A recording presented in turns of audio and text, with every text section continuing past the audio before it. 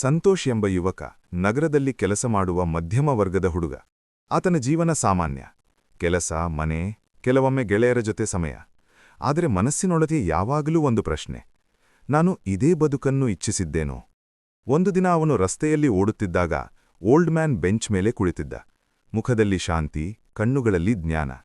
ಆ ವೃದ್ಧನು ಸಂತೋಷ್ ಬಳಿ ಬಂದು ಹೇಳಿದ: ನೀನು ಯಾವ ಕನಸು ಕಂಡಿದ್ದೀಯೋ ಅದನ್ನೇ ಬದುಕಿನಲ್ಲಿ ತರುತ್ತೀಯೋ, ಅದಕ್ಕಾಗಿ ನೀನು ಪ್ರತಿದಿನ ಹೋರಾಡಬೇಕು. ಸಂತೋಷ್ ಮನಸ್ಸಿನೊಳಗೆ ಅಚ್ಚರಿಯಿಂದ ಕಂಪಿಸಿದ.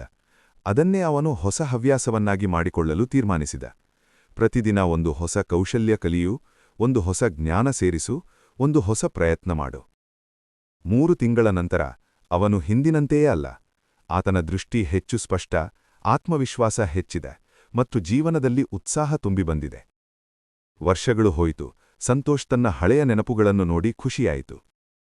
ನಾನು ನನ್ನನ್ನು ಬದಲಾಯಿಸಿದೆ. ನಾನು ನನ್ನ ಜೀವನವನ್ನು ನಿರ್ಮಿಸಿದೆ. ಪಾಠ: ನಿಮ್ಮ ಬಲವು ನಿಮ್ಮ ಕೈಯಲ್ಲಿದೆ. ಯಾರೂ ನಿಮ್ಮನ್ನು ಉಳಿಸುವುದಿಲ್ಲ.